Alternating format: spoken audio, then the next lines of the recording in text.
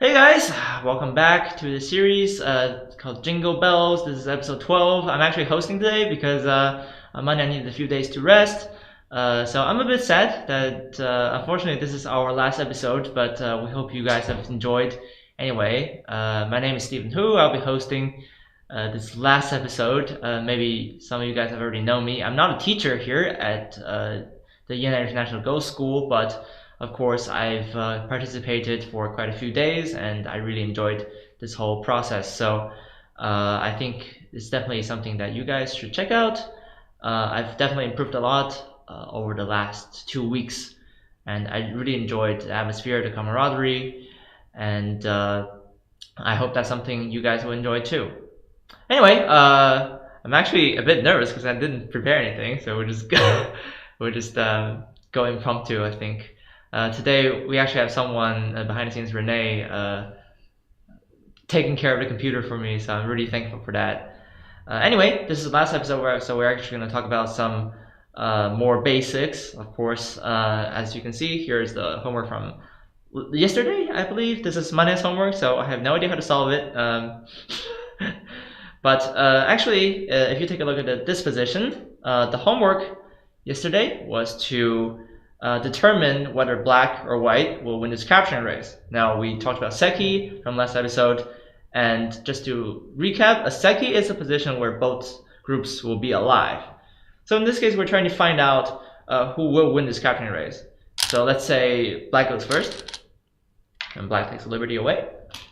And now it's white's turn, so white also needs to take a liberty away. And now it's black's turn again. And white plays again, so now black has 2 liberties left, but actually white also has 2 liberties left.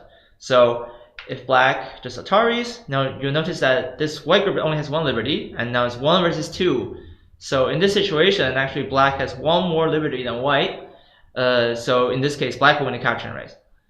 But actually that was a bit of a trick question, I think, because even if white plays first, black will be able to manage this capturing race. And the reason is, if white plays first, like this, so actually it seems like black has 1, 2, 3 liberties, and white has a lot more, 1, 2, 3, 4, 5 liberties. And then now it looks like white will win the capturing race very easily.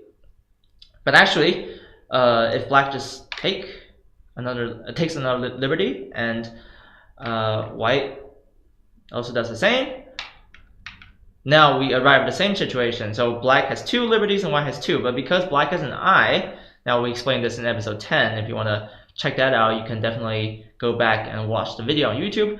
Now because black has an eye, white cannot go in here, and also white cannot come into the eye and take that liberty away. So actually this is a dead situation for white, no matter what. Even if white goes first, white cannot win this capturing race. So it's kind of a sad situation for white. Normally in this case, if white were to play, the best situation would be to nuki, which is a term for playing away. So if you realize that a position is no longer good for you, maybe it's a good idea to actually play away, do something else, and come back to it later, of course. Anyway, that was the homework from yesterday. So I think today for the last episode, we're just going to talk about a little bit more about life and death, because this is actually the fundamental knowledge of what you must know when you become a Go player. So everyone starts from here, even myself. I mean, I'm not a strong Go player, but actually many professional players who have been much stronger all started from this kind of position. So it is really important to understand the basics, and once you can do that, you can go on and become a better Go player. So actually, let me just set up some basic situation here. We talked about this position already before.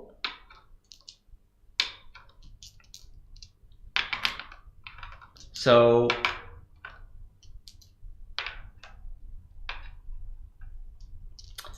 this position, if white can play first, then white will play the Hane to take away black's living space. So if black blocks, then there is a way for white to play in order to take away 2 eyes, or in other words, to prevent black from making 2 eyes. And white can play right in the center. So as you can see, this is actually located right in the center of the kind of 1/3 shape that black held. And some of you might be wondering, why doesn't black just take a stone? It looks like black has another eye here, because obviously white cannot go in. Now actually this is one of the common mistakes that beginners make. But actually, if white, for example, just pulls back, and in the future, let's say white surrounds, like this, then actually this is not an eye. Now this is a concept called false eye, which means that even though it looks like an eye, actually white can take this eye away, and black can do nothing about this. For example, if black just connects now, of course, now this is filled. This is no longer an eye, and black only has 1, and therefore this group is dead. And even if black doesn't do anything, white can take back, and this group is no longer an eye. Once again, I mean, this eye is no longer existent. I'm doing this for the first time. I'm pretty nervous actually. I don't know why, but when I'm streaming, I never get this nervous. So actually, this position is kind of interesting because we never mentioned this in the previous episodes. Now, some of you might be wondering, why doesn't black just take the stone right back? Now, it seems pretty natural, right? Actually, this black stone had 1 liberty, so obviously this is an Atari, and white can just take it back immediately as well, and vice versa. So actually this goes on forever. So without any intervention, then black and white could really be here for 5 hours and not finish the game. So actually this introduces us to the ko rule, which is ko, so ko is a very simple term, actually it comes from Japanese. So the idea is basically once this position happens, and for example white is the first to play and then white takes, then you really have to play somewhere else to take the next stone back. So actually, for example, if black plays somewhere else, and then white also plays somewhere else, let's just say here, then the board position is different. So there's no longer repetition on the board, and then black can take it back. So that's the rule, because as you can see, if we didn't introduce this repetition, prohibition of repetition, then actually the board will be the same even after 1 cycle. But now the board is different, so there are only a finite number of these action and response cycles you can take. So this is actually called a co-thread, which is something that's probably more advanced. You will learn about this later. But the idea is actually there is something here that prevents the code from going on forever. Now in this case it doesn't matter, because actually even if black wins this code, there's always a chance for white to take back later. So and black could never really make this truly uninvadable, and that's the idea. So now assuming that white's outside group doesn't die, then this black group is dead unconditionally, even though there seems to be a code, and actually this black group is dead altogether as well. So that was the idea of a ko. I thought that was kind of a cool way to introduce the ko rule, since this is our last episode. It's important to know, of course. And in the future, of course, when you go deeper into Go studying, you can obviously encounter more of these shapes. So for example, like this.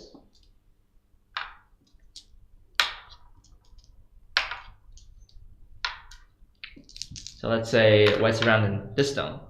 These stones are completely. So actually, as you can see, this is already different from the previous shapes we talked about, because it's no longer a straight line, and actually black has 4 points in the middle, and it seems like there's 1 more point over here, so it's no longer in 1 straight line. And now the question is, can white kill this? Or, well, maybe another question is, can black also live? Actually, in this case, if black just applies the same pattern we learned from the previous shape, remember that both black and white actually took the point in the middle. So actually, black can take this as well. So it seems like this is the middle of the T shape. We call this a T shape. Now if black places a stone here, then actually black has 3 eyes, and actually that's more than enough. Surely black is alive. White cannot go in any of these places, of course. But if white plays the same spot, then white can also play here. Now you might be wondering, this stone cannot go out, so there's no point of playing this. But actually, if we assume that white keeps playing, of course if black wants to play, then he's only going to fill in his own living space, so that's not a good idea, I guess. And if white keeps throwing in, even though this looks like just giving stones away, actually the idea is once white throws in like this, you realize that this group is an Atari, so actually black has to take like this, and now you've actually reduced this living shape to an L shape, like a small L shape over here. And then once again the idea is to take the middle point. So if you keep on doing this, actually you can do it again and force black to capture, and then white can throw in again, and then black takes. Now this time black is really in trouble, because even after black takes, this only has 1 liberty, so white can just take everything altogether. So actually that was the idea of a more complicated shape, but as you can see, what we did was we always took the middle point. And by reducing these more complicated shapes to easier shapes, we can convert some new patterns to the ones we already know. So I think this is a really cool idea when we study Go, because in a real game there are many situations you won't be able to know beforehand, but if you can convert them into something easy, then it will help you, of course, read down much further. So of course, this is another example of a life and death problem. These are actually called Tsumegos, so which is not a Japanese term once again. Now, life and death problems, as Manja explained in previous episodes, are very common among many Go players' practice routines, even my own, and of course Youngsam's, Manja's, and it could be any level, from a beginner to master. Even the professionals do this every day. So if you want to practice more reading, more life and death situations, you can actually find many of these in life and death problem books. Then this could be maybe your daily commute on the S-Bahn. At least that's what I do every day. So actually, in terms of what you want to do after you learn the basics, this is actually one good way to continue. And of course, doing life and death problems, also you can try other variants. For example, this. And this is actually pretty fun. I really enjoyed this when I was a kid. And this is called Atari Go, which basically you just set up some crosscut situation. Now remember crosscut from episode 9. This is the really complicated position where it's really dangerous and something's gonna die. And in this case, of course, the goal is to determine who will capture the first stone. So for example, like black goes first, then maybe black plays something like this, and then now you realize that this stone is an Atari, so white has to run. And for example, if black wants to save this stone, he can extend like this, no B. But actually, white can also do something really special here. For example, this Atari, and black will extend. And if we realize what we learned from previous episodes, this is what we call ladder. So actually, in this case, white will just win, because no matter how black runs, there are no ladder breakers, there are no friends around, so black is very sad. And so white will capture the first stone. Basically, white will win the game. So black can also try to net, of course, but then it's a little bit behind, because white already captured these stones.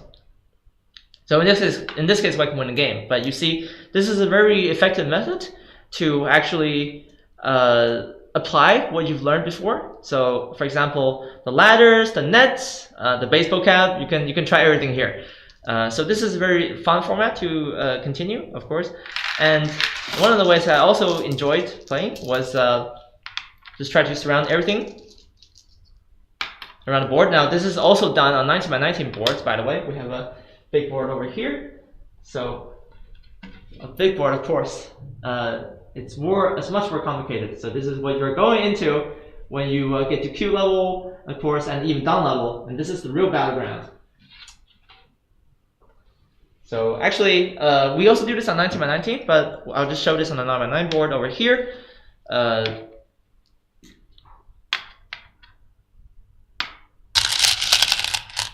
So if you surround everything, the goal is actually try to live within this.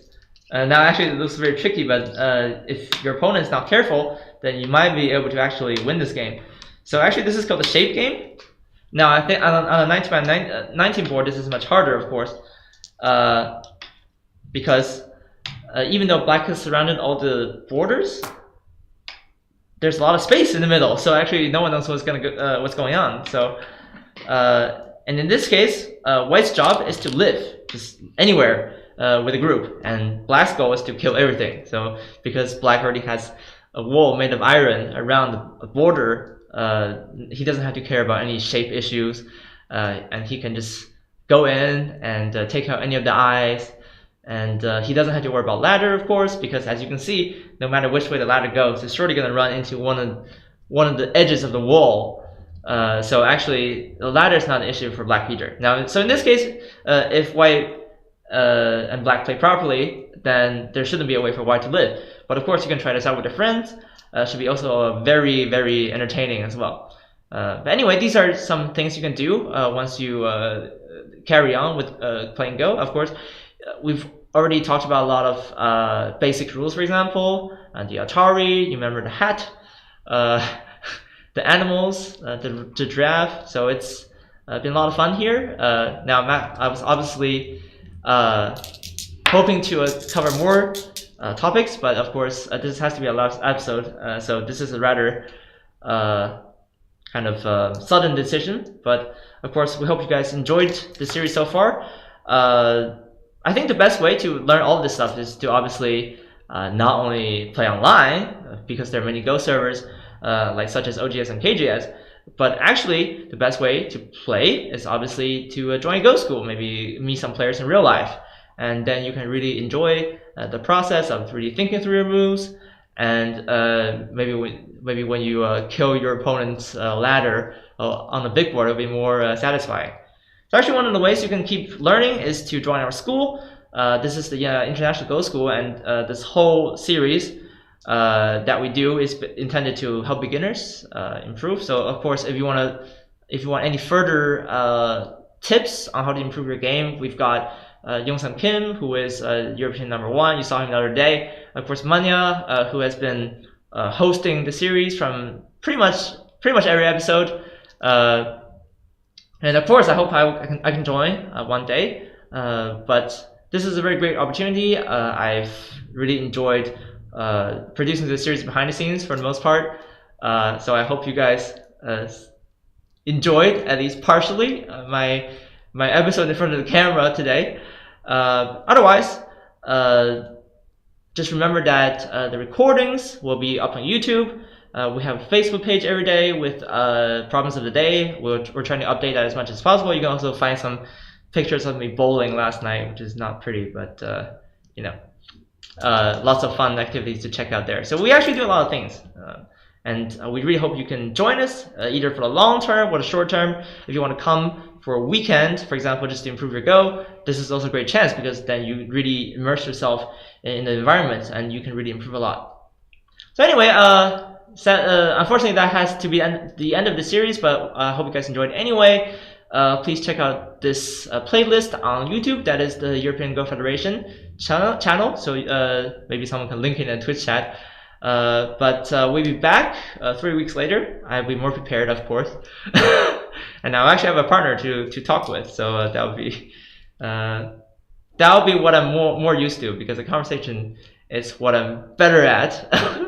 But actually, we will, in terms of what we have on this channel, we will have the European Grand Prix. That is 3 weeks from now. So that is a very big tournament with 6 European professionals, and of course 10 other strong amateurs. So Should be a very good tournament. We hope you guys will check out the live commentaries here. And I will be heading to Czechia in Olomouc. So very exciting indeed. I'm gonna book my ticket later tonight. So that'll be what's coming up next. Anyway, so sorry that tomorrow there will be no episode, but I hope you guys will enjoy the recordings anyway. And if you did, please leave a like, and see you guys next time. Bye!